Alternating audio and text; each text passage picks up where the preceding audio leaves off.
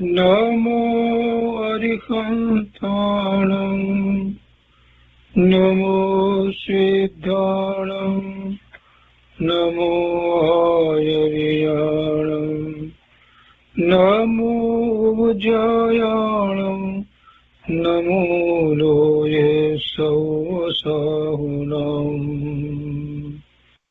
असपंचनमोकारो सर्वपावपणासनो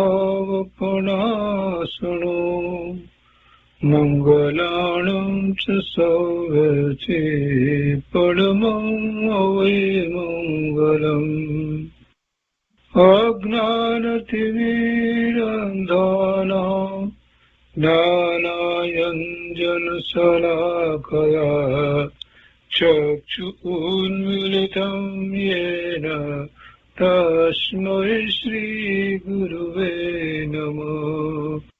मुखादिव्याकुक्षिरत्नं शब्दजितवर्यात्मजम् श्रीराजचन्द्रयहुं वन्दे तत्त्वलोचनदायकम् प्रभुतत्त्वलोचनदायकम्।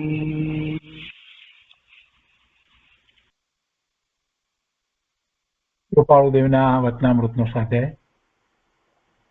એમાં આપણે વ્યાખ્યાન સાર 1 નો સ્વાધ્યાય કરી રહ્યા છીએ. એમાં 151 બોલ સુધી સ્વાધ્યાય કર્યો છે. પાના નંબર 753,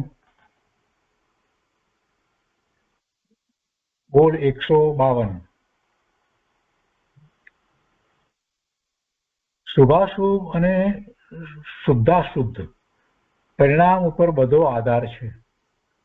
શુભ અશુભ એટલે શુભાશુભ અને શુદ્ધાશુદ્ધ એટલે શુદ્ધ અને અશુદ્ધ પરિણામ ઉપર બધો આધાર છે. જો આમાં એક વાત છે, અશુદ્ધ પરિણામનો અર્થ જ થાય છે કે શુભાશુભ. અશુદ્ધ પરિણામ કેવા હોય? કાં તો શુભ હોય ને કાં તો અશુભ હોય. એટલે શુભ અશુભ અને શુદ્ધ એમ 3 કહીએ તો પણ આવી જાય છે એમાં બધું. અને શુદ્ધ અને અશુદ્ધ કહીએ તો એમાં પણ એ વાત આવી જાય કે જ્યારે અશુદ્ધ કહીએ છીએ તો એ અશુદ્ધ એટલે શુભ અને અશુભ. શુભ અશુભ જ્યારે ભાવ થાય છે તો જે પરિણામ છે એ પરિણામને કારણે પુણ્ય અને પાપના બંધ પડે છે. અને શુદ્ધ ભાવ છે તો જે પરિણામ છે એમાં એને નિર્જરા થાય છે. શુદ્ધ ભાવે હોય એવા પરિણામ થાય એ તો સ્વરૂપનું લક્ષ કરતા એવા પરિણામ થાય છે તો એમાં એને નિર્જરા થાય છે. એટલે એમ એના ઉપર બધો આધાર છે. શેનો આધાર છે? જીવના ભ્રમણનો આધાર છે. જીવને ભવના ભ્રમણ થશે કે નહીં થાય એનો જો વિચાર કરીએ તો જે જીવને શુદ્ધ ભાવ ક્યારેય થયો જ નથી અને શુભ અશુભ ભાવ જ થઈ રહ્યા છે, એટલે કે એ રીતે અશુદ્ધ ભાવમાં જ પરિણમે છે, તો એને ભવનું ભ્રમણ થવાનું જ છે, એને ચાલુ જ રહેશે. જ્યાં સુધી જીવ શુદ્ધ ભાવે થતો જ નથી ત્યાં સુધી એને સકામ નિજરા થતી નથી. એટલે વિપાક નિજરા થાય અને પાછા નવા કર્મ બંધાય અને પાછા બીજા ભાવમાં જવાનું થાય, એમ ચાલ્યા જ કરે. એટલે બધો આધાર શેની ઉપર છે? એના પરિણામ ઉપર છે. કેવા પરિણામ થવા જોઈએ? શુદ્ધ પરિણામ થવા જોઈએ. શુદ્ધ પરિણામ વધુ ને વધુ થાય, આગળ વધતા વધતા પછી શુદ્ધ પરિણામમાં જ એ સ્થિર થઈ જાય એવી દશા થાય ત્યારે આપણે એમ કહીએ છીએ કે એ અર્યંત પરમાત્મા થઈ ગયા, એમણે કેવળ જ્ઞાન પ્રગટ કર્યું. એટલે શુભ અશુભ અને શુદ્ધ અશુદ્ધ કયા છે? તો એમાં અશુદ્ધ જે છે એમાં જ આ શુભ ને અશુભ બંને આવી જાય છે. પણ એમાં અશુભ છોડી અને શુભ છોડી અને પછી શુદ્ધમાં જવાનું છે. મોટા ભાગના જીવો શુભથી આગળ વધી અને શુદ્ધનો પુરુષાર્થ જ કરતા નથી. એમને એમ છે કે શુભ ભાવ છે એટલે આપણે મોક્ષ માર્ગમાં છીએ. એ માન્યતા ભૂલ ભરેલી છે. શુભ ભાવને કારણે બંધ પડે, અશુભને કારણે પણ બંધ પડે. એટલે પૂજ્ય ગુરુદેવ કાંજી સ્વામી તો એ વાતને બહુ સરસ રીતે સમજાવે છે કે શુભ અને અશુભ બંને ભાવ બંધનું જ કારણ છે. જે બંધનું કારણ છે એ મુક્તિનું કારણ હોઈ શકે નહીં.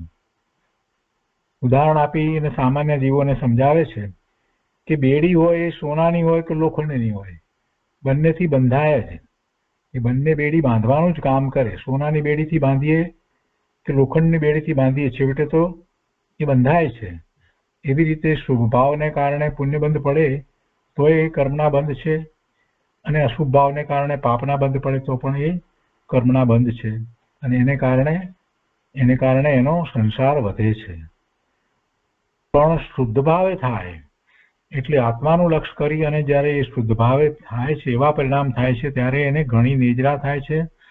એનો ઉપયોગ શુદ્ધ છે, અને એવા પરિણામ થાય છે ત્યારે સાચા અર્થમાં નિજરા થાય છે, એટલે એને સકામ નિજરા કહેવાય છે. નવા કર્મ ઓછા બંધાય છે, અને ધીરે ધીરે ધીરે એમાં આગળ વધતા મોક્ષ માર્ગમાં સમ્યક દર્શન, સમ્યક જ્ઞાન, સમ્યક ચારિત્ર સહિતના પરિણામ કરતો થકો એ હરિ દશાને પ્રાપ્ત કરે છે. તો કે છે કે શુભાશુભ અને શુદ્ધ પરિણામ પર બધો આધાર છે. અલ્પ બાબતમાં પણ દોષ માનવામાં આવે ત્યાં મોક્ષ થતો નથી. અલ્પ બાબતમાં પણ દોષ માનવામાં આવે ત્યાં મોક્ષ થતો નથી. એટલે કેટલીક વખત નાની નાની વાતને પકડી અને કેટલાક લોકો શુભ અશુભથી આગળ વધતા જ નથી, અને ત્યાં આમાં તો આમ દોષ થાય, આમાં આમ દોષ થાય, વગેરે વગેરે કયા કરે, અને શુદ્ધ ભાવનો પુરુષાર્થ જ કરતા નથી.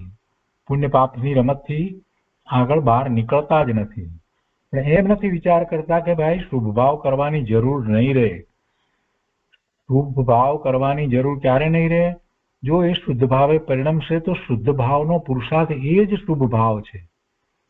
શુદ્ધ ભાવનો સાચા અર્થમાં પુરુષાર્થ કરશે તો એ શુભ ભાવ છે, ઉત્કૃષ્ટ શુભ ભાવ છે. એટલે એની ચિંતા છોડી અને એક જ કાર્ય કરવાનું છે. અને એવું કરશે તો શુભ ભાવમાં હશે તો એને અશુભ ભાવ તો થવાનો જ નથી.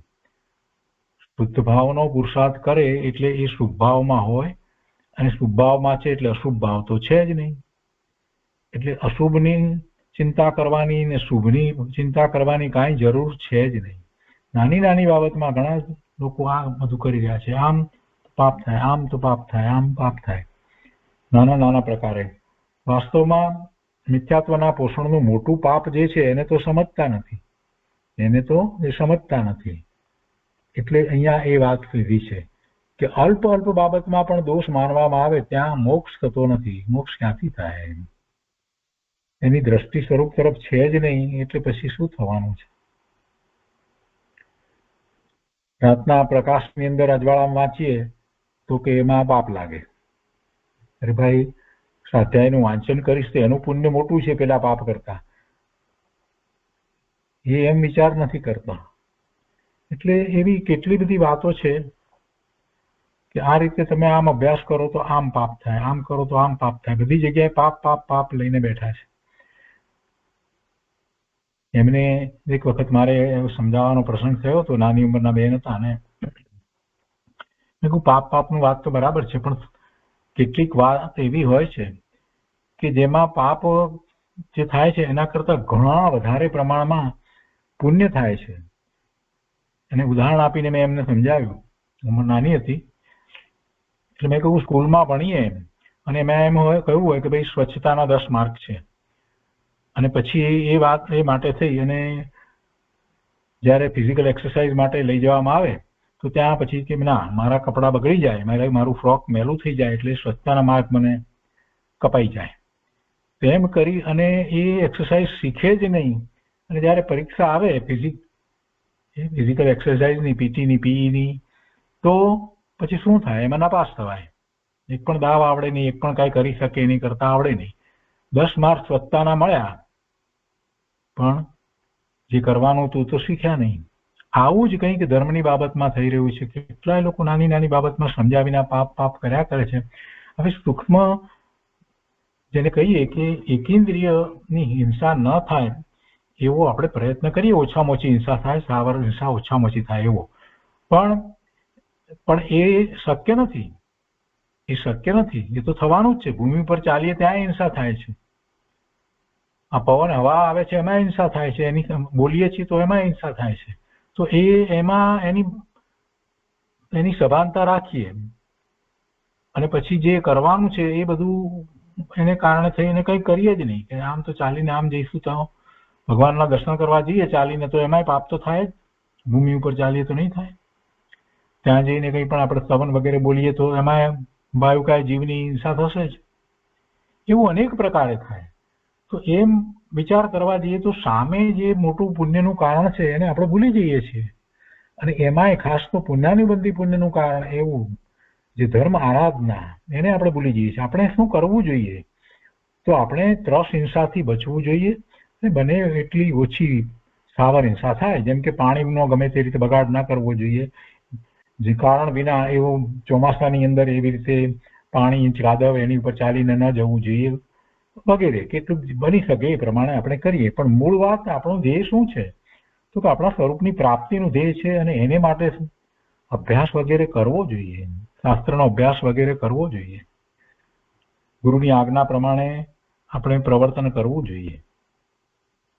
એટલે ઘણી બધી એવી વાત હોય છે કે જેમાં એ અલ્પ અલ્પ બાબતમાં એમાં જ રોકાઈ રહે છે અને એમાં પછી અલ્પ અલ્પ બાબતમાં પણ દોષ માનવામાં આવે તો પછી મૂળ વાત રહી જાય, એટલે પછી મોક્ષ તો ક્યાંથી થાય? અહીંયા આગળ કહે છે કે લોક રૂઢિમાં અથવા લોક વ્યવહારમાં પડેલો જીવ, લોક રૂઢિમાં, બીજી વાત આગળ લીધી છે કે લોક રૂઢિમાં અથવા લોક વ્યવહારમાં પડેલો જીવ મોક્ષ તત્વનું રહસ્ય જાણી શકતો નથી, કેમ કે લૌકિકમાંથી ઊંચો જ નથી આવતો. એમાં બે કારણ હોય, એક તો પોતાની પ્રતિષ્ઠાનું કારણ હોય, બીજું કારણ એવું હોય કે પોતાના બાપ દાદાના વખતથી એ ચાલ્યું આવે છે તો હવે એ રૂઢિને એને છોડવી નથી, કે આ તો મારા કેટલાય વખતથી ચાલ્યું આવે છે. બે વાત હોય. અને એવી રીતે જે એ લોક વ્યવહારમાં, એટલે એમાં જ એ પછી લોકો શું કહેશે, અમારે તો આમ તો કરવું જ જોઈએ, આની જોડે આમ જવું જોઈએ, આમ કરવું જોઈએ વગેરેમાં રોકાઈ રહેલો જીવ આત્માનું લક્ષ્ય ક્યાં કરવાનો છે? આત્માની દ્રષ્ટિ તો કરવાનો જ નથી. એટલે એ મોક્ષ તત્વનું રહસ્ય જાણી શકતો નથી અને તેનું કારણ તેને વિશેનું રૂઢિનું અથવા લોક સંજ્ઞાનું મહાત્મ્ય છે. બસ લોક સંજ્ઞાનું મહાત્મ્ય છે, રૂઢિઓનું મહાત્મ્ય છે. કેટલા બધા તહેવાર ને બધા તહેવારની અંદર કેટલા પ્રકારે વિધિ વિધાનો, રૂઢિ, આ બધું ચાલ્યું આવે છે.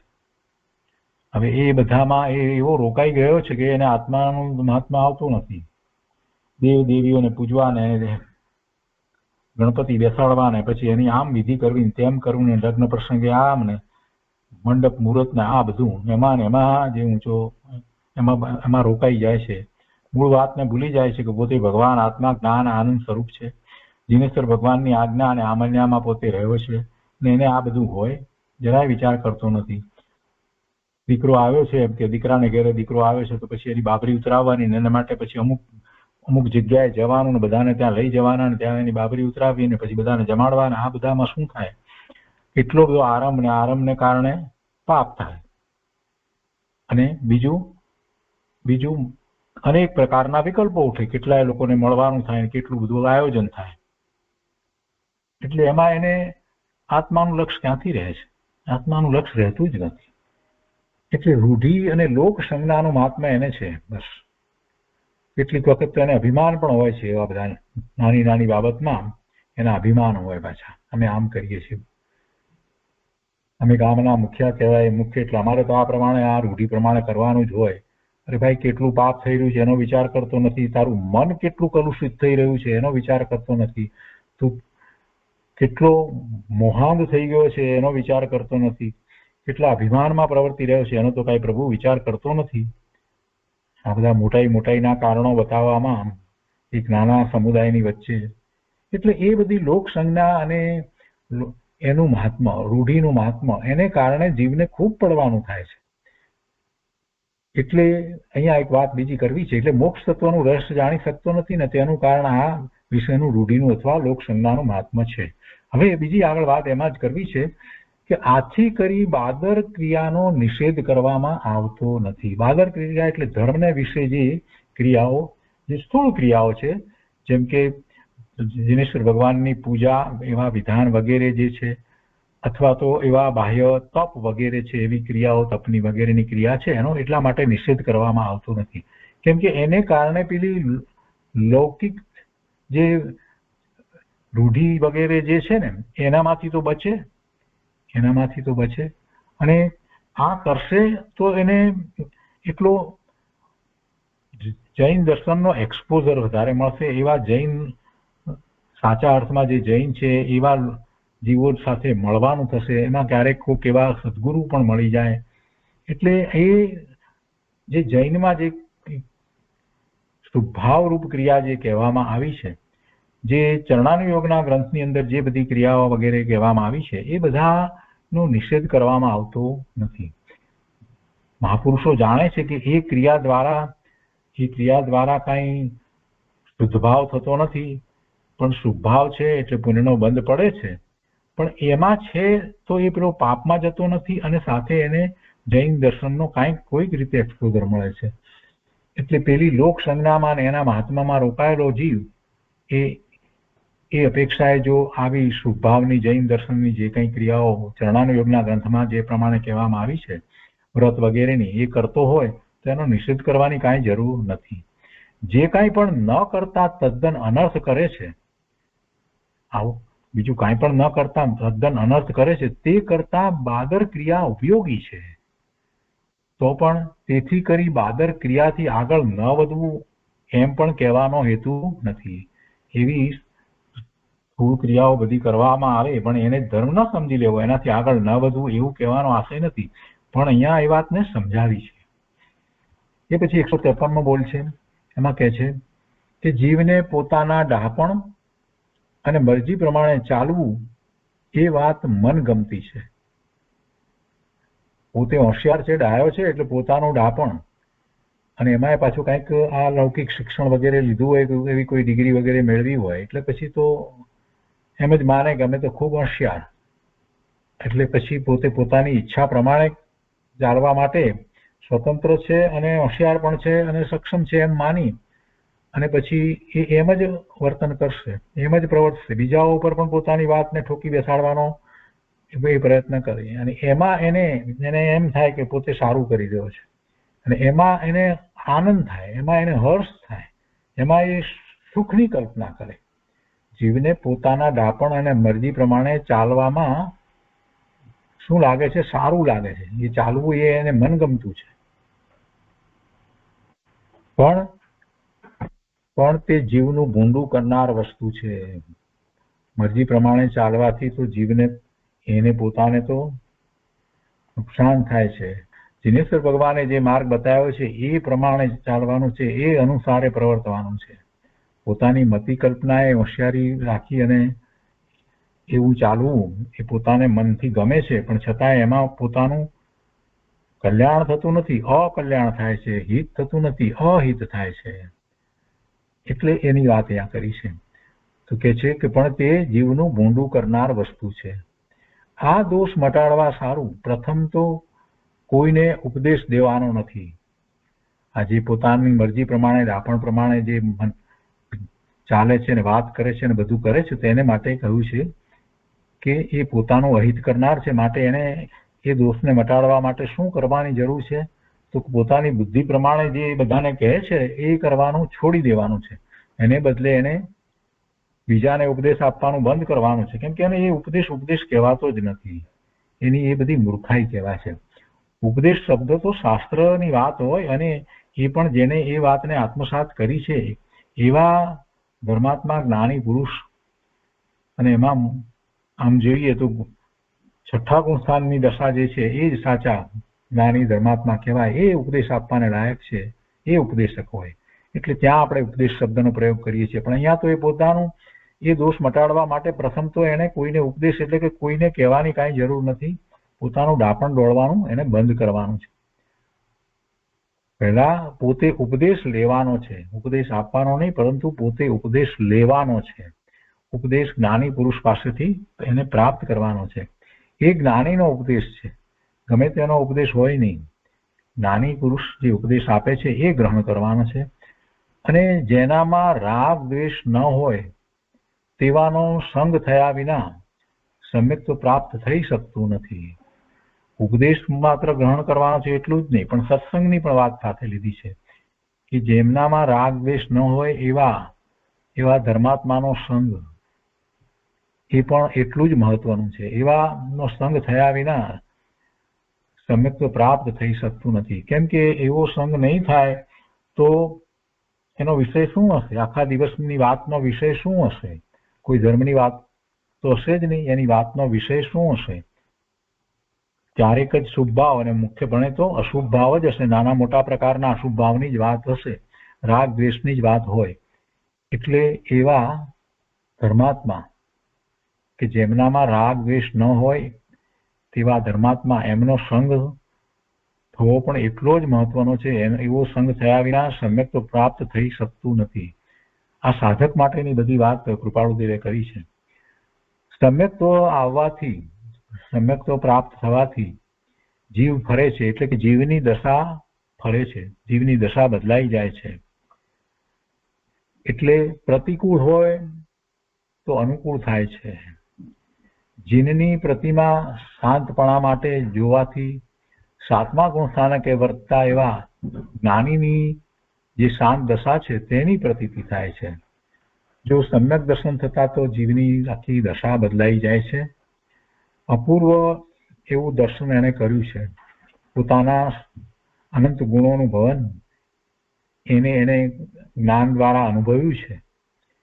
એટલે હવે પોતે જે છે એની શ્રદ્ધા થઈ છે.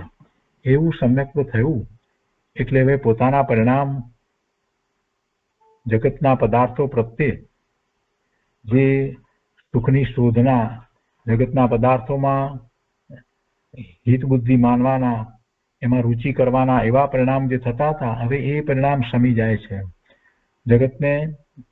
જગતને એ ન તો પોતાને હિતકારી કે ન હિતકારી, ન પોતાને ઉપકારી કે ન નુકસાન કરતા, એ રીતે જગતને જુએ છે, સ્વતંત્ર રીતે જુએ છે.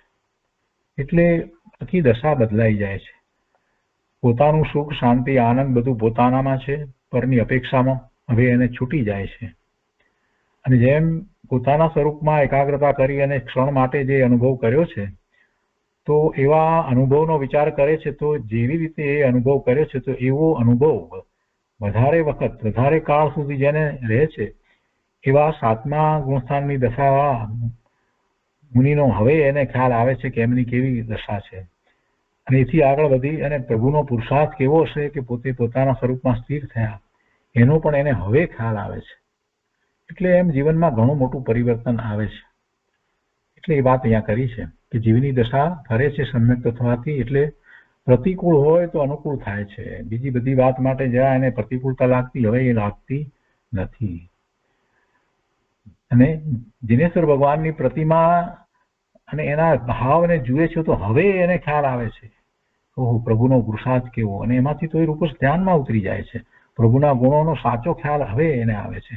અને એ મુદ્રાને જોઈ અને પોતાનામાં સ્થાપી અને પોતે એવા ધ્યાન વગેરેના પ્રયોગ કરી શકે છે.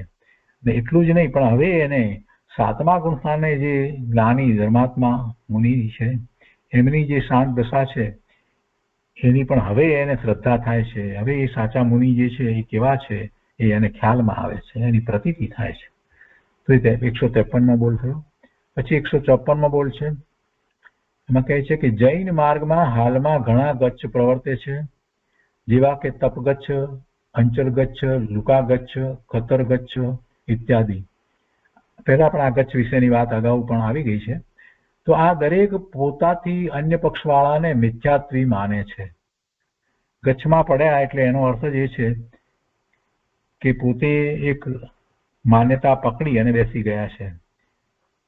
અને એવી રીતે એક માન્યતા પકડીને બેઠા છે એટલે એકાંત મિથ્યાત્વનો પ્રસંગ તો આવે, કોઈક સાચી માન્યતા પકડી હોય તો. પણ મોટે ભાગે તો એમાં હઠ હોય છે, જીદ હોય છે, અને બીજાને પાછા એમ જ માને, મિથ્યાત્વી માને છે.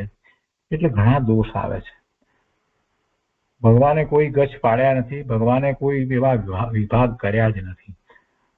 જૈન સનાતન દર્શન છે એમાં કોઈ એવા ભેદ પડતા જ નથી. એક જ મોક્ષનો માર્ગ છે.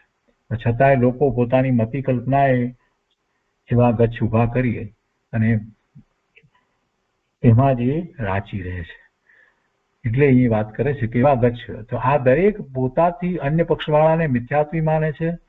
તેવી રીતે બીજા વિભાગ એ રીતે ગચ્છ ઉપરાંત બીજા વિભાગ 6 કોટી 8 કોટી ઇત્યાદિ એ દરેક પોતાથી અન્ય કોટીવાળાને મિથ્યાત્વી માને છે. આ કોટી સંબંધીની વાત પણ પહેલા આવી ગઈ છે.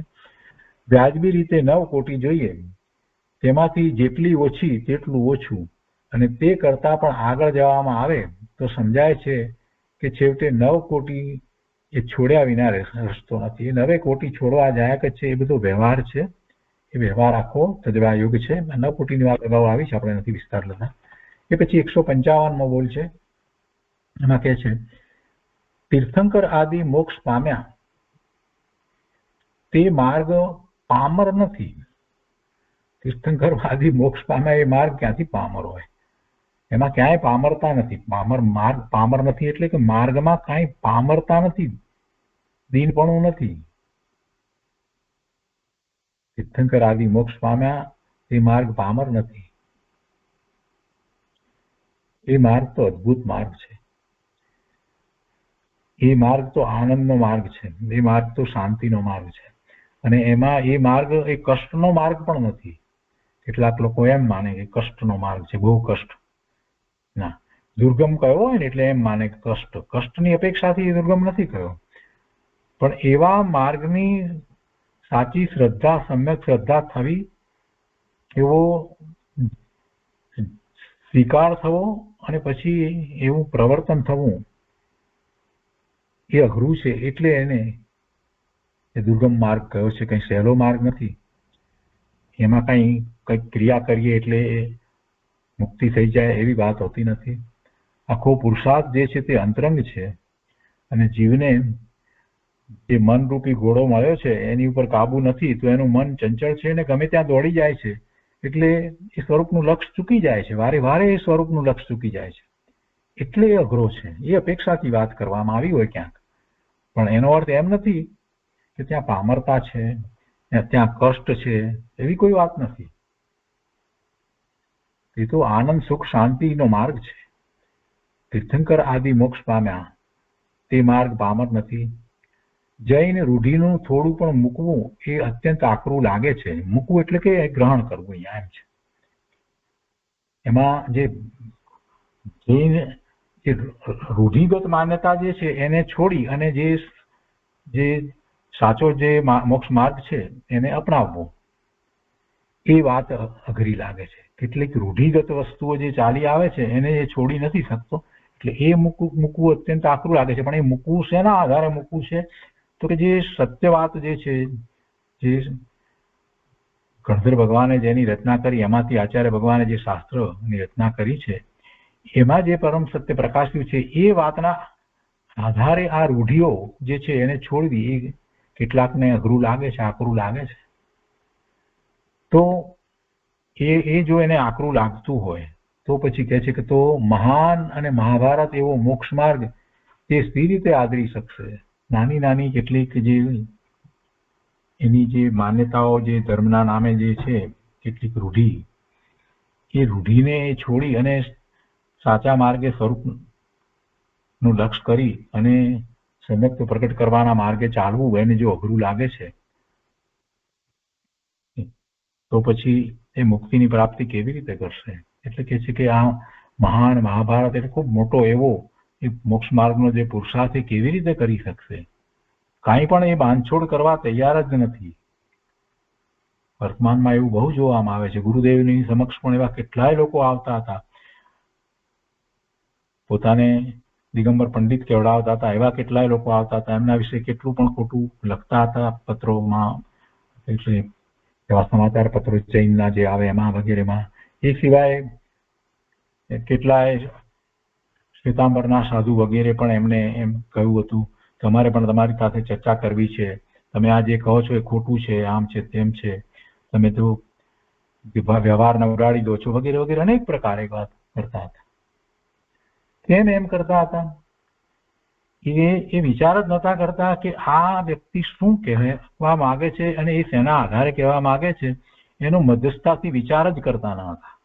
ગુરુદેવ જે વાત કરવા માંગતા હતા ને કરતા હતા એ શાસ્ત્રના આધારે વાત હતી અને એ વાતને એ અપેક્ષાથી એ સમજવા જ માંગતા નહોતા. કેમ નહોતા સમજવા માંગતા? કેમ કે પેલી રૂઢિગત એમને જે પકડી લીધું હતું એ છોડવું ન હતું. એટલે એવી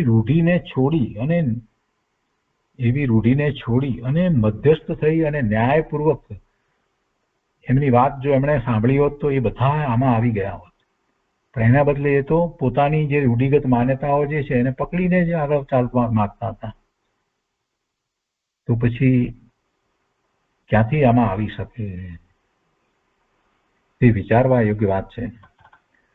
એ પછીથી 156મો બોલ છે, મિથ્યાત્વ પ્રકૃતિ ખપાવ્યા વિના સમ્યક્ત્વ આવે નહીં. જો અહીંયા આ લખવામાં બોલવામાં આવી રીતે આવે કે ભાઈ મિથ્યાત્વ પ્રકૃતિ ખપાવ્યા વિના સમ્યક્ત્વ આવે નહીં. પણ આપણે જાણીએ છીએ કે પુરુષાર્થમાં તો શું છે કે મિથ્યાત્વની પ્રકૃતિ જે દર્શન મોહિનીની પ્રકૃતિ એને આપણે કઈ સીધી પકડી અને એનો ક્ષય કરી નાખીએ એવું તો બનતું નથી. એ તો નૈમિત્તિક સંબંધ જ છે કે સમ્યક્ત્વ થાય છે ત્યારે મિથ્યાત્વ જાય છે, એ પ્રકૃતિઓ જાય છે, દર્શન મોહિની જાય છે અને ચારિત્ર મોહિનીની પહેલી ચોકડી જાય છે. એટલે એનો અર્થ તો એમ જ લેવાનો છે. પણ આ સમજ્યા વિના લોકો લે એટલે પછી કે મિથ્યાત્વ ગયા વિના કઈ સમ્યક્ત્વ તો આવે નહીં. એટલે આપણે તો પૂજા ભક્તિ આ બધું કરો, મિથ્યાત્વ જાય પહેલા એ બધું કરો, આવો જ ઉપદેશ આપવામાં આવે છે. એટલે સમ્યક્ત્વનો સાચો પુરુષાર્થ જે છે એ કરવામાં આવે એટલે જ્યારે સમ્યક્ત્વ થાય ત્યારે સામે એ કર્મની પ્રકૃતિ જે છે એનો ઉપશમ ક્ષય થાય જ છે. કર્મ તો જડ છે, કર્મ અને રજકણોનો એ સ્કંદ છે અને એ જડ છે. ખરેખર તો એ જીવને કોઈ રીતે એના સ્વભાવનો ઘાત કરતા જ નથી, પણ એના ઉદય આવે છે એની સાથે જીવ જોડાઈ અને પોતે સ્વયં પોતાના સ્વભાવ ભાવનો ઘાત કરે છે. અને જ્યારે એનું એને ભાન થાય છે તો એવો સ્વભાવ ભાવનો ઘાત કરતો એ પોતે સ્વયં પોતાના પુરુષાર્થથી રોકાય છે અને સ્વરૂપનું લક્ષ્ય કરે છે અને સમ્યક્ત્વ પ્રગટ કરે છે. એટલે સામે પેલું મિથ્યાત્વની પ્રકૃતિ જે છે એ જાય છે, એનો ઉપશમ ક્ષયોપશમ વગેરે થાય છે. એટલે એનો અર્થ એમ લેવાનો છે. તો અહીંયા કહે છે કે મિથ્યાત્વ પ્રકૃતિ ખપાવ્યા વિના સમ્યક્ત્વ આવે નહીં અને સમ્યક્ત્વ પ્રાપ્ત થાય તેની દશા અદ્ભુત વર્તે.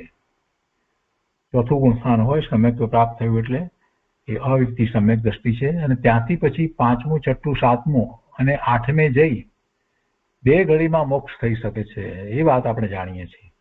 વર્તમાનમાં અહીંયા ભરત ક્ષેત્રને વિશે નથી થતો મોક્ષ, એ વાત જુદી છે, પરંતુ આ ક્રમ છે. મહાવિદ્ય ક્ષેત્રમાં અત્યારે જે જીવો કેવળ જ્ઞાન પ્રગટ કરે છે અને એવી ભાવ મોક્ષની દશાને પ્રગટ કરે છે તો આવો જ ક્રમ છે.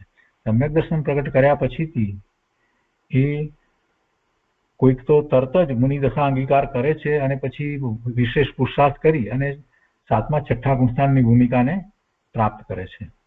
અને કેટલાક એમ નથી કરતા તો એ શ્રાવક થાય છે, 5મા ગુણસ્થાનની દશામાં રહે છે, પછી કેટલો કાળ વીત્યા પછી તે મુનિ દશા અંગીકાર કરે છે. એટલે જે મુનિ દશા અંગીકાર કરે છે એ પછી વિશેષ પુરુષાર્થને સમજે છે. જે દશામાં આવ્યો છે એ પછી જેમણે કેવળ જ્ઞાન પ્રગટ કર્યું છે એના પુરુષાર્થને બહુ સારી રીતે સમજે છે, એટલે એને એવો પુરુષાર્થ ઉપડી શકે છે. અને એવો પુરુષાર્થ પ્રભુ નિશ્રામાં વર્તમાનમાં ભરત મહાવિદ્ય ક્ષેત્રને વિશે જીવો કરી રહ્યા છે. અને એમાં 7મા ગુણસ્થાનના બીજા ભાગથી અંતર્મુહૂર્તની અંદર 8મા ગુણસ્થાને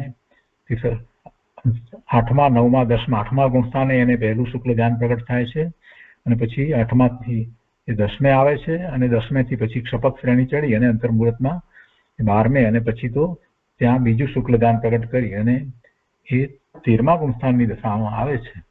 તો આ બધામાં કાળ તો કેટલો લાગે છે? અંતર્મુહૂર્ત કયું છે એટલે અંતર્મુહૂર્તમાં તો થોડી મિનિટો પણ હોય, ઓછો કાળ પણ હોય, 5, 10, 15 મિનિટમાં પણ એ તો એ શ્રેણી ચડે. શ્રેણી ચડવા માટેના સમય માટે માત્ર અંતર્મુહૂર્ત શબ્દ જ પ્રયોગ કરવામાં આવે છે. એટલે 2 ઘડીમાં વધારે એમ કહીએ તો એમ કહી શકાય 1 મુહૂર્ત જેટલો સમય જાય બધું થઈને તો મોક્ષ થઈ શકે છે. કેમ કે એમાં ભાવ મોક્ષની દશા થઈ એટલે મોક્ષ થયો. અને કોઈને તો એવું પણ બને કે મોક્ષ થયા પછીથી એનું આયુષ્ય રહ્યું ના હોય તો એ સિદ્ધ થાય. એટલે પૂર્ણ મોક્ષની દશા પણ થાય. તો સમ્યક્ત્વ આવ્યા વિના થતું નથી. સમ્યક્ત્વ આવે ને પછી આગળ ચારિત્રનો પુરુષાર્થ થાય તો થાય છે. એટલે એક સમ્યક્ત્વ પામવાથી કેવું અદ્ભુત કાર્ય બને છે. આથી સમ્યક્ત્વની ચમત્કૃતિ અથવા તેનું મહાત્મ્ય કોઈ અંશે સમજી શકાય તેમ છે. એટલે સમ્યક્ત્વનું મહાત્મા આપણને આવે કે સમ્યક્ત્વ પ્રગટ કર્યા પછીથી બધું સહેલું છે. ભલે બે ઘડીમાં કેવળ જ્ઞાન ન થાય તો પણ સમ્યક્ત્વ થયું છે તો બીજા ભાવમાં એના પછીના ભાવમાં જો સમ્યક્ત્વ થયું છે તો એના સમ્યક્ત્વ થયા પછીથી આયુષનો બંધ પડે તો દેવમાં જશે અને દેવમાંથી પણ પાછો એ જ પુરુષાર્થ ચાલુ રાખશે અને પછી મનુષ્યમાં જ્યારે ફરી એનો જન્મ થશે ત્યારે વિશેષ પુરુષાર્થ કરી અને કેવળ જ્ઞાન પ્રગટ કરી અને ભાવ મોક્ષની દશા અને પછી આયુષ પૂર્ણ થતા એ પૂર્ણ મોક્ષની દશા સિદ્ધત્વને પ્રગટ કરી શકે છે. આ વાત જેને બેસી ગઈ છે, સમજાઈ ગઈ છે, એને સમ્યક્ત્વનું મહાત્મ્ય લાગે છે. કેમ કે સમ્યક્ત્વ આવ્યા વિના કાંઈ થતું નથી. સમ્યક્ત્વ આવ્યા પછી ગમે તેટલું વધારેમાં વધારે રખડવું થાય તો પણ એમ કહેવું કે બેન વધારે 15 ભાવમાં મોક્ષે જાય છે. એટલે આ બધી વાત સમજ્યા પછીથી જીવને એની રુચિ થાય કે સમ્યક્ત્વ પ્રગટ કરવું છે. અને સમ્યક્ત્વ પ્રગટ નથી કરતો તો શું થાય છે એ વાત પણ પૂજ્ય ગુરુદેવે ઘણી વાર સમજાવી છે કે જો જીવ પંચેન્દ્રિય સંઘની પંચેન્દ્રિય થયો છે એ ભાવમાં સમ્યક્ત્વ પ્રગટ નથી કરતો તો પછી એવો અવસર એને વારે વારે કંઈ મળતો નથી. ને એમાં પણ સંઘની પંચેન્દ્રિય તો તિર્યંચમાં પણ હોય, તિર્યંચના ભાવમાં પણ હોય તો એમાં તો કેટલું અઘરું. નારકીમાં પણ હોય તો એ ત્યાં પણ કેટલું અઘરું. અને મનુષ્યના ભાવની અંદર એને વધારેમાં વધારે ચાન્સ સમ્યક્ત્વ પ્રગટ કરવાના છે. કેમ કે સાથે એને શારીરિક દુઃખ વગેરે પણ હોય છે. ત્યારે દેવના ભાવની અંદર એ શારીરિક દુઃખ વગેરે હોતા નથી એટલે એ એમાં મોહમાં અટવાઈ જાય છે. જે સુવિધાઓ વગેરે છે, સાતા વેદની વગેરે છે, એમાં કેટલી વખત તો કેટલાય વર્ષો, હજારો વર્ષો નીકળી જાય ત્યાં સુધી એ આવો પુરુષાર્થ ઉપાડી શકતો નથી. એટલે દેવના ભાવમાં સમ્યક્ત થવું મિથ્યાદ્રષ્ટિ દેવને એના કરતા મનુષ્યના ભાવમાં થવું એમાં વધારે શક્યતાઓ છે. કેમ કે એને સાથે આ બધા સંસારમાં રહ્યો છે તો એમાં એને જે દુઃખ, શારીરિક દુઃખ ને બીજા દુઃખો આ બધું જે છે એટલે તરત જ એને ભગવાન યાદ આવે છે, પ્રભુ યાદ આવે છે અને એ ધર્મ તરફ વળી જાય છે. તો આવા મનુષ્યના ભાવ કેટલા? અને ચારિત્રનો પુરુષાર્થ તો મનુષ્યના ભાવમાં જ થઈ શકે છે.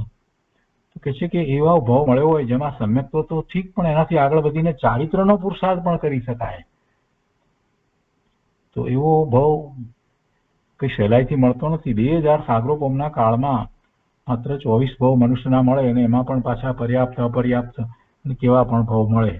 તો એ રીતે વિચાર કરીએ તો 8 ભાવ એવા મળે છે કે જેમાં એ ખૂબ પુરુષાર્થ કરી અને આ બધું કરી શકે છે. તો એનું એટલે એ રીતે મહાત્મા સમજાવવામાં આવે છે કે ભાઈ આ ભાવમાં તું સમ્યક્ત્વ પ્રગટ નહીં કરે તો પછી ક્યારે કરીશ? પછી જો 2000 સાગરોપમનો કાળ તારો ત્રસકાળ 2000 સાગરોપમનો એટલે 2 ઇન્દ્રિયથી સંઘની પંચેન્દ્રિય સુધીનો જે કાળ છે એ ત્રસકાળ કહેવાય. એવો 2000 સાગરોપમનો કાળ હોય એ પછીથી તું ધીરે ધીરે પડતો એકેન્દ્રિયમાં અને નિગોદમાં ઇતર નિગોદમાં ચાલ્યો જઈશ એમ કરીને પણ સમજાવવામાં આવે છે. એટલે સમ્યક્ત્વનું મહાત્મ્ય ઘણી રીતે સમજાવવામાં આવે છે. સમ્યક્ત્વ થયું હોય ને શું થાય છે, કેમ થાય છે, ઘણું બધું કહેવામાં આવે છે. એ પછીથી 157મો બોલ છે. એમાં કહે છે કે દુર્ધર પુરુષાર્થથી પામવા યોગ્ય મોક્ષ માર્ગ તે અનાયાસે પ્રાપ્ત થતો નથી. મોક્ષ માર્ગ અનાયાસે પ્રાપ્ત થતો નથી. એમને એમ કઈ સમ્યક દર્શન થઈ જાય, અનાયાસે થઈ જાય એમ બનતું નથી. ખૂબ પુરુષાર્થ જોઈએ છે. દુર્ધર પુરુષાર્થથી પામવા યોગ્ય એવો આ મોક્ષ માર્ગ છે જેની શરૂઆત ચોથા ગુણસ્થાનથી થાય છે, સમ્યક્ત્વથી થાય છે. એ અનાયાસે પ્રાપ્ત થતો નથી. આત્મજ્ઞાન અથવા મોક્ષ માર્ગ કોઈના શાપથી અપ્રાપ્ત થતો નથી કે કોઈના આશીર્વાદથી પ્રાપ્ત થતો નથી. પોતાનો જ પુરુષાર્થ જોઈએ. પુરુષાર્થ પ્રમાણે થાય છે માટે પુરુષાર્થની જરૂર છે. કૃપાળુદેવે બહુ સ્પષ્ટ કહ્યું છે. કોઈના આશીર્વાદથી થતું નથી ને કોઈનો શાપને કારણે પણ કંઈ ન થાય એમ પણ બનતું નથી. પોતાને એવો પુરુષાર્થ જોઈએ. પુરુષાર્થ વિના થતું નથી એટલે એને દુર્ધર કહેવો છે. કરવાનો છે એ પુરુષાર્થ એમાં પરની અપેક્ષા નથી, પણ એ પુરુષાર્થ પોતાને સ્વરૂપના લક્ષ્ય કરવાનો છે, અને અનાદિનો આ જીવ બહારમાં ને બહારમાં રોકાઈ રહ્યો છે, એટલે એ સ્વ તરફ વળતો જ નથી. નાના મોટા કામો આ તે બધામાં એની વૃત્તિ બહારમાં રહે છે, અને કેટલા બધા કામોમાં એને રસ પડે છે, એટલે એ બહારમાં જ રોકાઈ રહે છે. આયોજનો, આરંભ સમારંભ, ઉત્સવો, ધર્મના ઉત્સવો હોય કે બીજા ઉત્સવો, આ બધામાં એને રસ જેટલો પડે છે એટલો સ્વરૂપની પ્રાપ્તિમાં એને રસ નથી પડતો, રુચિ નથી થતી. એટલે એ પુરુષાર્થને દુર્ધર પુરુષાર્થ કર્યો છે. સામાન્ય પુરુષાર્થથી સમ્યક્ત્વની પ્રાપ્તિ નથી થતી. આગળ 158મો બોલ છે, એમાં કહે છે કે સૂત્ર, સિદ્ધાંત, શાસ્ત્રો સત્પુરુષના ઉપદેશ વિના ફળતા નથી. સૂત્ર, સિદ્ધાંત અને સૂત્ર દ્વારા કહેવામાં આવે છે એવા સૂત્રો જેમાં સિદ્ધાંત હોય, એવી ગાથાઓ વગેરે એમાં પણ મૂળ વાત આવતી હોય. સિદ્ધાંત ને છોડીને તો ક્યાંય જ એની દર્શનમાં વાત છે જ નહીં, અને સિદ્ધાંત તો કોઈએ રચ્યા નથી. જે અનાદિથી જેમ છે વસ્તુ સ્વરૂપ, એ સ્વરૂપને દર્શાવનારા એ સિદ્ધાંતો છે, અને એને સૂત્ર દ્વારા, ગાથા દ્વારા, અને પછી એના વિવેચન દ્વારા એટલે ટીકા દ્વારા એ મહાપુરુષોએ આપણને આપ્યા છે. પણ એ બધું મતિ કલ્પનાએ વાંચીએ, એના અર્થ કરીએ તો કાંઈ ફળતું નથી. એવા શાસ્ત્રો એ સત્પુરુષના ઉપદેશ વિના ફળતા નથી. એટલે કે સત્પુરુષે એના જે એમાંથી મર્મ કાઢ્યા છે એને જ્યાં સુધી ન સમજીએ ત્યાં સુધી આપણે મોક્ષ માર્ગમાં આગળ વધી શકતા નથી. શબ્દાર્થ, ભાવાર્થ, આ તે બધું સમજીએ, યાદ રાખીએ, પણ એ એટલાથી કંઈ કામ થતું નથી. કેમ કે એ બધું જ એ દ્રવ્યશ્રુત છે. જ્યાં સુધી એ દ્રવ્યશ્રુત ને સ્વીકારી, આત્મસાત કરી, સ્વીકાર કરી અને ભાવશ્રુત પ્રગટ ન કરીએ ત્યાં સુધી એ માહિતી જ્ઞાન જ છે. એટલે એવું માહિતી જ્ઞાન ન રહી જાય માટે જેમણે એ માર્ગે ચાલી અને આગળ વધ્યા છે મોક્ષ માર્ગમાં, 6ઠા 7મા ગુણસ્થાનની દશામાં પહોંચ્યા છે, અથવા તો 5મા ગુણસ્થાનમાં પણ છે, એવા ગુરુદેવ જેવા કે કૃપાળુદેવ જેવા, તો એમના દ્વારા એ ગ્રહણ કરવું જોઈએ, એ ઉપદેશ ગ્રહણ કરવો જોઈએ, એ જીનવાણીને ગ્રહણ કરવી જોઈએ. એ વિના એ ફળતું નથી. ફેરફાર જે છે તે વ્યવહાર માર્ગમાં છે. બીજી વાત સાથે કરી છે, ફેરફાર જે છે તે વ્યવહાર માર્ગમાં છે. મોક્ષ માર્ગ તો ફેરફાર વાળો નથી, એક જ છે. 2, 3, 4 રીતે કોઈ રીતે જુદી જુદી રીતે મોક્ષ માર્ગ છે જ નહીં. કૃપાળુદેવે એમ કહ્યું કે ભક્તિ એક માર્ગ છે, એમ નથી કહ્યું કે મોક્ષ માર્ગ છે. તો એનો અર્થ બધા આ લોકો એમને ઊંધો લઈ લીધો. ભક્તિ એક માર્ગ છે તો શેના માટેનો એ માર્ગ છે કે આગળ વધી અને છેવટે તો પછી પોતાના સ્વરૂપમાં એકાગ્રતા કરવાની છે. તો પહેલા જ્યાં સુધી અશુભ ભાવમાં છે તો અશુભ ભાવથી બચવા માટે એનો એ એક માર્ગ છે, અને પછી મંદ કસાય થાય છે અને પ્રભુનું સ્મરણ કરે છે, પ્રભુના ગુણોને જાણે છે, અને પછી એમ કરતા આગળ વધે છે. પણ એમ કહી એને મોક્ષ માર્ગ પ્રાપ્ત થઈ ગયો એમ નથી. એમ માર્ગ છે એમ નથી કહ્યું. પણ મોટા ભાગના લોકો અહીંયા કૃપાળુદેવ નું જે વાંચન કરે છે એમાં એ એમ માને છે કે કૃપાળુદેવે એમ કહ્યું છે કે ભક્તિ એક માર્ગ છે એટલે ભાઈ મોક્ષ માર્ગ છે એમ માની લે છે. એમ નથી. મોક્ષ માર્ગ તો એક જ છે એમ અહીંયા કહ્યું છે. એટલે કે છે કે મોક્ષ માર્ગ તો ફેરફાર વાળો નથી, એક જ છે, અને તે પ્રાપ્ત કરવામાં શિથિલપણું છે. તે પ્રાપ્ત કરવામાં શિથિલપણું અનેક પ્રકારે જીવોને થાય છે. એની રુચિનો અભાવ હોય, બીજી જગ્યાએ રસ પડતો હોય, અથવા તો જે કાંઈ દ્રવ્યશ્રુતનો અભ્યાસ કર્યો હોય એ દ્વારા એને એમ માન્યતા થઈ ગઈ હોય કે પોતાને તો બધું આવડે છે.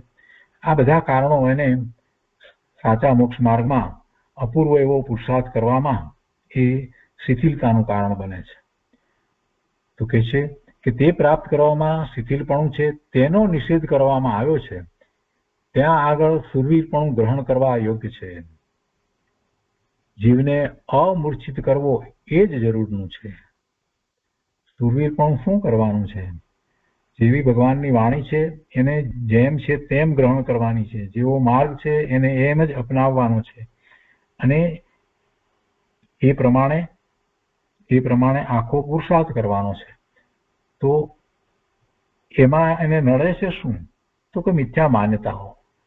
ખોટી માન્યતાઓ, એને કલ્પના જે કરી છે ધર્મ વિશેની, એ બધું એને નડે છે. એ બધું એને છોડવાનું છે. એ બધો જે ભાવ જે છે એ મિથ્યાત્વનો ભાવ છે, એ મૂર્છા છે, એ ભ્રમ છે, એ વિપરીતતા છે. એટલે એવી મૂર્છા, એમાં એ ફસાઈ ગયો છે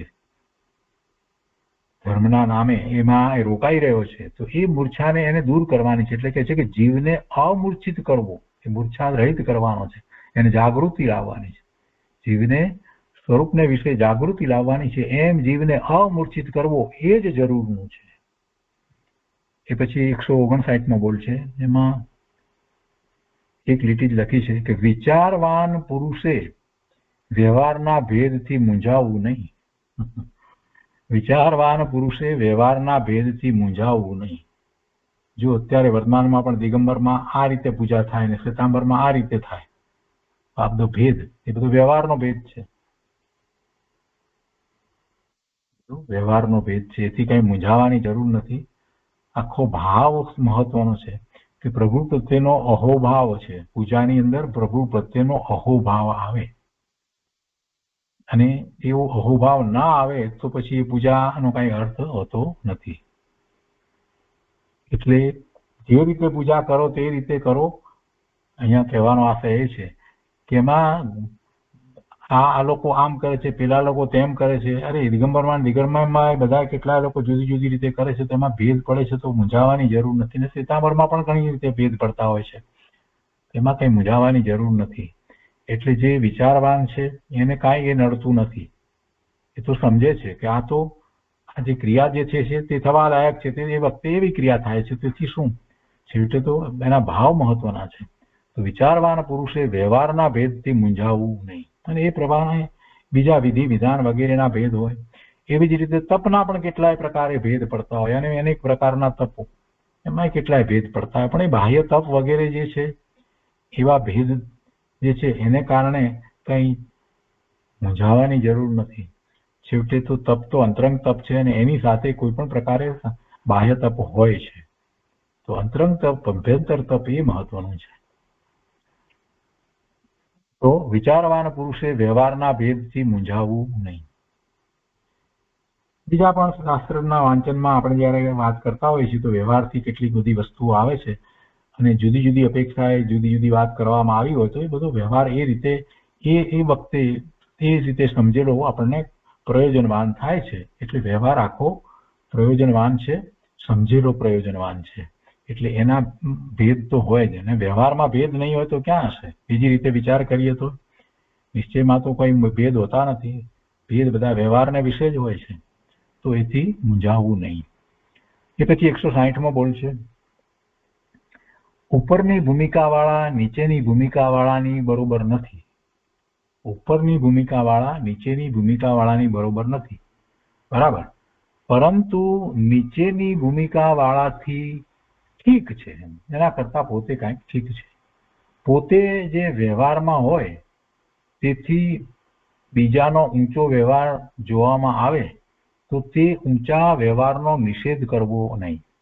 વ્યવહાર અપેક્ષાએ જ્યારે વિચાર કરવામાં આવે, કોઈનો વ્યવહાર ઊંચો હોય, વધારે એ તપ વગેરે કરી શકતા હોય, આ ઓછું કરી શકતા હોય, તો એવું અનુષ્ઠાન વગેરે આ તે બધું એવું વ્યવહાર એનો કોઈનો ઊંચો હોય તો એનો નિષેધ કરવાની જરૂર નથી, એમ કે છે. એવો વ્યવહાર પોતાથી ભલે પોતે અંતરંગ ભૂમિકામાં કદાચ કોઈક રીતે થોડોક ઊંચો આગળ હોય તો પણ પેલાનો વ્યવહાર ઊંચો હોય તો એનો નિષેધ કરવાની જરૂર નથી, એમ કે છે. ઊંચા વ્યવહારનો નિષેધ કરવો નહીં, કારણ કે મોક્ષ માર્ગને વિશે કશો ફેરફાર છે નહીં. એ ઊંચો વ્યવહાર જે હોય કે એવો વ્યવહાર ઓછો હોય જે રીતે, તો એથી કઈ મોક્ષ માર્ગને વિશે કઈ ફેર પડે છે એમ નથી. કેમ કે મોક્ષ માર્ગ આખો અંતરંગ છે. મોક્ષ માર્ગમાં આખો જ અંતરંગ છે. બધા જેમણે કેવળ જ્ઞાન પ્રગટ કર્યું એ બધાને એક સરખું તપ નથી થયું, એક સરખા કાળ માટે તપ નથી થયું, એક જ પ્રકારનું તપ પણ નથી થયું. તો બહારનો આખો વિચાર કરીએ બાહ્ય તપનો તો બધાને જુદું જુદું છે. કેટલું તપ કેટલા પ્રમાણમાં થયું, બધાને જુદા જુદા પ્રમાણમાં જુદા જુદા કાળ માટે થયું છે, છતાં કેવળ જ્ઞાન પ્રગટ કર્યા છે. ગજસુખ કુમારનો દાખલો લઈએ તો એ તો નેમિનાથ ભગવાન પાસે ગયા, દીક્ષા લઈ લીધી, અને કેટલો સમય એમાં ક્યાં કેટલું એમને કેટલો વખત એવું બાહ્ય તપ કર્યું, મસાણમાં જઈને ઉભા રહી જાય છે ધ્યાનમાં અને કેવો જ્ઞાન પ્રગટ કરે છે. એટલે એ બહારનો વ્યવહાર જેને માટે અહીંયા કહે છે કે એ કોઈકને વધારે આગળ ઊંચો હોય, બરાબર છે, હોય તો એથી મોક્ષ માર્ગને વિશે કશો ફેરફાર છે નહીં, પણ એનો નિષેધ ના કરવો. કોઈનો હોય તો બરાબર છે, સારી વાત છે, અને એ પણ સાથે હોય છે. નહીતર તો ચરણાનુયોગની આટલી બધી વાત, આટલા શાસ્ત્રો રચાયા જ ન હોત. એટલે એ પણ હોય, વ્યવહારને સંમત કરવાનો છે. વ્યવહારનો નિષેધ વિરોધ ક્યારેય કરવાનો નથી, વ્યવહાર સંમત કરવાનો હોય છે. જેને જે કાળે જે વ્યવહાર મોક્ષ માર્ગમાં હોય એ હોય. ત્રણેય કાળમાં ગમે તે ક્ષેત્રમાં એક જ સરખો જે પ્રવર્તે છે તે જ મોક્ષ માર્ગ. એટલે મોક્ષ માર્ગ એક જ છે એની વાત ફરી અહીંયા લીધી. ઉપર 158માં જે વાત લીધી હતી એ જ વાત. મોક્ષ માર્ગ એક જ છે. અહીંયા પણ ફરીથી એ વાત કહે છે. તો કહે છે કે ત્રણેય કાળમાં, ભૂતકાળ, વર્તમાન કાળ, ભવિષ્યકાળમાં, ત્રણેય કાળમાં અને ગમે તે ક્ષેત્રમાં, એટલે બધા જ ક્ષેત્રમાં, બધા ક્ષેત્ર એટલે ત્રણેય લોક નથી, એનો અર્થ એવો નથી થતો કેમ કે ત્રણેય લોકમાંથી એ મુક્તિનો માર્ગ પ્રાપ્ત થાય બધેથી, એવું નથી હોતું. એટલે અપેક્ષાથી વાત લીધે, એટલે માત્ર ક્ષેત્ર શબ્દ પ્રયોગ કરે છે. પણ ત્રણેય કાળમાં ગમે તે ક્ષેત્રમાં એક જ સરખો જે પ્રવર્તે તે જ મોક્ષ માર્ગ, તે જ મોક્ષ માર્ગ. તો એ 160મો બોલ થયો. એ પછીથી 161મો બોલ છે. અલ્પમાં અલ્પ એવી નિવૃત્તિ કરવામાં પણ જીવને ટાળવ છૂટે છે. ટાળવ હોય છે એટલે કે એને અઘરું લાગે છે એમ. હા, આવું કરવું પડશે એમ કે અલ્પમાં અલ્પ એવી નિવૃત્તિ કરવામાં પણ જીવને ટાળવ છૂટે છે. તો તેવી અનંત પ્રવૃત્તિથી કરી જે મિથ્યાત્વ થાય છે તેથી નિવર્તું એ કેટલું દુર્ધર થઈ પડવું જોઈએ. મિથ્યાત્વની નિવૃત્તિ તે જ સમ્યક્ત્વ. મિથ્યાત્વની નિવૃત્તિ થયા વિના ચાલશે? ચાલવાનું જ નથી. એટલે બીજી રીતે કહીએ તો સમ્યક્ત્વ વિના તો કંઈ આગળ વધાતું જ નથી. તો નાની નાની વાતને નાની નાની નિવૃત્તિ, અનેક પ્રકારની એ વૃત્તિમાં રહ્યો હોય છે, અનેક પ્રકારના કાર્યોમાં એ રોકાઈ રહ્યો હોય અને એનું વલણ પણ એ તરફનું જ હોય. એટલે એ જ બધી એ પ્રકારે બધી જે વૃત્તિઓ થતી હોય તેમાંની કેટલીક વૃત્તિઓ જે છે એનો જ્ઞાની પુરુષ નિષેધ કરે કે ભાઈ આ બધી વૃત્તિઓ તું છોડ, હવે એ બધું છોડ, અને એને બદલે તું હવે કંઈક ધર્મ આરાધનાની વૃત્તિ કર. અને એ પ્રમાણે સમજાવતા હોય તો કંઈક એમાંથી નિવૃત્ત થવાની વાત હોય તો એ પણ એને છોડવું ગમતું નથી. અલ્પ અલ્પ એવી નિવૃત્તિ કરવામાં પણ જીવને ટાળવ છૂટે છે. તો તેવી અનંત પ્રવૃત્તિ કરી, હવે એ નિવૃત્તિ નથી કરતો તો પ્રવૃત્તિમાં જ છે ને, તેવી અનંત પ્રવૃત્તિ કરીને તો શું કરે છે? મિથ્યાત્વનું પોષણ કરે છે, દઢ કરે છે. બહારની પ્રવૃત્તિમાં તો શું છે? સ્વરૂપનું લક્ષ નથી, પરના લક્ષે, અને એ પ્રવૃત્તિમાં એ એમ માનતો હોય કે આ પ્રવૃત્તિ જે છે એ પોતાને લાભનું કારણ છે. તો લાભનું કારણ તો ક્યારેય હોઈ શકે નહીં. બાહ્ય પ્રવૃત્તિ જીવને લાભનું, લાભ એટલે પરમાર્થે લાભની વાત છે. પરમાર્થે કલ્યાણનું કારણ એને આપણે લાભ કહીએ છીએ. તો કલ્યાણનું કારણ તો છે નહીં. તો એ બધી પ્રવૃત્તિ છેવટે શું છે? સંસારનું જ કારણ છે. એને મિથ્યાત્વનું પોષણ છે. એમાં તો મિથ્યાત્વ થાય છે. તો એવા મિથ્યાત્વથી તો નિવર્તવાનું છે. તેથી નિવર્તવું એ કેટલું દુર્ધર થઈ પડવું જોઈએ. એમાં પ્રવૃત્તિમાં વધારે ને વધારે ખૂંપતો જશે તો વધારે અઘરું થશે એમ કે છે. મિથ્યાત્વની નિવૃત્તિ તે જ સમ્યક્ત્વ. એટલે પહેલા નાની નાની નિવૃત્તિ કરે. મિથ્યાત્વને છોડવા માટે, સમ્યક્ત્વ પ્રગટ કરવા માટે એને શરૂઆત કરવી પડશે. એવી કેટલીક નિવૃત્તિ એને લેવી જ પડે. તો એ રીતે 161મો બોલ છે. તો આજનો સ્વાધ્યાય આપણે અહીંયા સુધી રાખીએ છીએ.